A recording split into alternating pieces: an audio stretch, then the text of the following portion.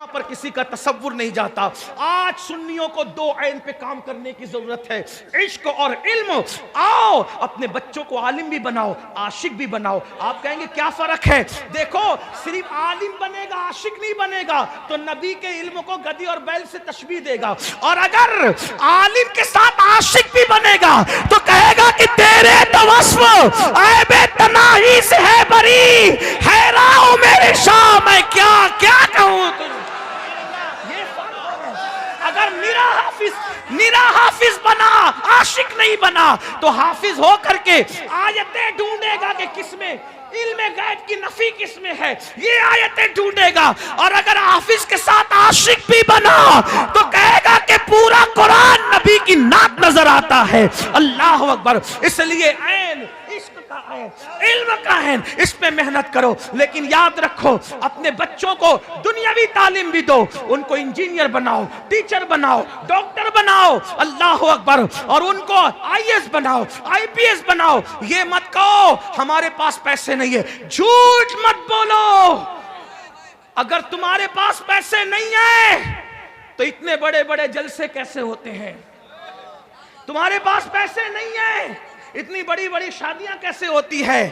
اگر پیسے نہیں ہیں، میں تو یہ کہتا ہوں بڑی معذرت کے ساتھ، سنیوں کو چاہیے، ہر جلسے میں ہم کہتے ہیں شادی کا خرچہ کم کرو، شادی کا خرچہ کم کرو، میں کہتا ہوں شادی کا خرچہ بھی کم کرو اور جلسوں کا خرچہ بھی کم کرو، جلسوں کو بھی سستا کرو، اور جلسوں کو سستا کر کے علم پر وہ پیسے خرچے کرو۔ میں کہتا سنیوں کے پاس دولت کم ہو سکتی ہے لیکن لٹانے کا جتنا جذبہ سنی کے پاس ہے اتنا کسی کے پاس نہیں ہے۔ میں صرف یہ کہنا چاہتا ہوں، میرا پیر، اگر میرا پیر دنیا سے چلا گیا دنیا سے، تو میرے پیر کو میرے 1,00,000 کی چادر کی ضرورت نہیں ہے۔ کیوں نہیں ہے؟ اس لیے نہیں ہے کہ جنت میں وہ ہے اور جنتی لباس اس کو مل چکا، اب اس کو کسی کپڑے کے ٹکڑے کی کیا ضرورت ہے۔ لیکن چادر چڑھانے سے منع نہیں کرتا کیونکہ پشتینی سنی ہو، نہ کنورٹڈ مسلمان ہو نہ کنورٹڈ سنی ہو، نسلن بعد نسل مسلمان ہو، اور سنی بھی ویسا ہی ہوں۔ ہاں یاد رکھنا 41 پشتوں کا سنی ہو، یہ بات یاد رکھنا، ہاں یاد رکھنا۔ اس لیے چادر کا مخالف نہیں، 1,00,000 کی مت چڑھاؤ، 1000 کی چادر چڑھا دو، اور 99,000 جو بچے وہ کسی یتیم کی اسکول اور کالج کی فیس اپنے پیر کے نام کے ایصال ثواب سے بھر دو۔ چادر پہ پیر صاحب جتنا خوش ہوں گے اس سے زیادہ اس فعل پہ خوش ہوں گے، یاد رکھنا۔ اور پھر ایک نسل کو پڑھاؤ گے 300 سال تک دیکھنا ہی نہیں پڑے گا۔ اگر کسی بیوہ کے سر پہ پیسہ بچا کے ڈال، میں منع نہیں کروں، چادریں ڈالو، چڑھے گی چادریں، لیکن اس شان سے چڑھے گی کہ 1,00,000 کی نہیں 1,000 کی چڑھے گی، اور 99,000 روپیہ قوم کے پیر کے ایصال ثواب کے لیے خرچ ہوں گے۔ امید ہے، اور جلسوں میں بھی ہر آدمی کو 50 اور 20 ہار ڈالنے کی بجائے ایک گلاب کے پھول پہ بھی اکتفا کر لو، یہ بات۔ اور آپ سے بات کہتا ہوں کہ نعت خانوں کو بھی اس کو بلاؤ جو عشق کے شعر بیچتا نہیں ہو، جو تاجر، یاد رکھنا، جو عاشق ہوگا وہ تاجر نہیں ہوگا، اور جو تاجر ہوگا وہ عاشق نہیں ہوگا۔ اس لیے کہ عشق میں جو چیز دی جاتی ہے اس کا صلہ نہیں مانگا جاتا، بلکہ ہاتھ جوڑ کے کہتے ہیں یار سے بتا کہ تو راضی ہے کہ نہیں ہے۔ اس لیے ایسے خطبہ کو بلاؤ جو نہ خطابت بیچتے ہوں، اور نہ ایسے شعراء کو بلاؤ کہ جو عشق مصطفیٰ کا جو خود بیچارہ عشق سے ناری اور اپنے آپ پر نفس کا بھاری، وہ کیا آپ کو عشق کی لو دے سکتا ہے؟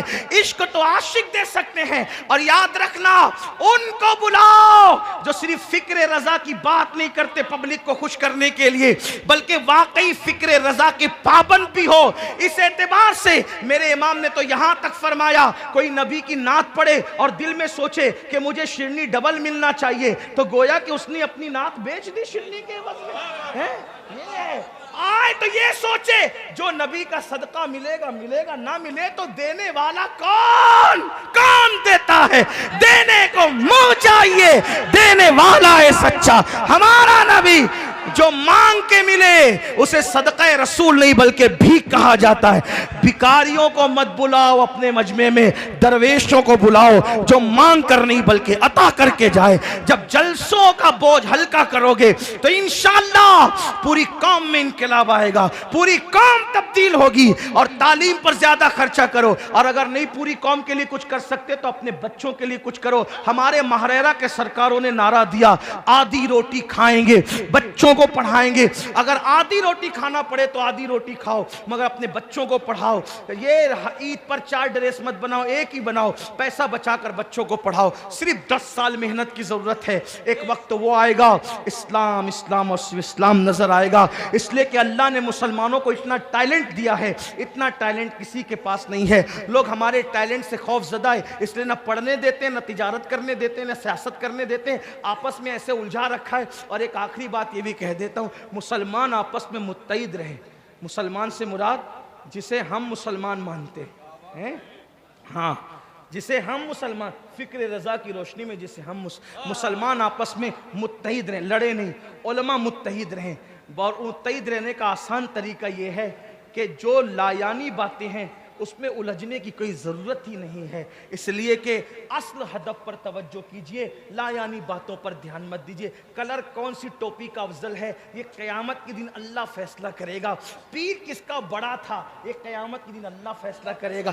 جو فیصلے اللہ نے کرنے ہیں ان فیصلوں کو ہم کو کرنے کی ضرورت نہیں ہے۔ ہم تو یہ سوچے نبی کا جو غلام ہے ہمارا وہ امام ہے۔ اللہ ہم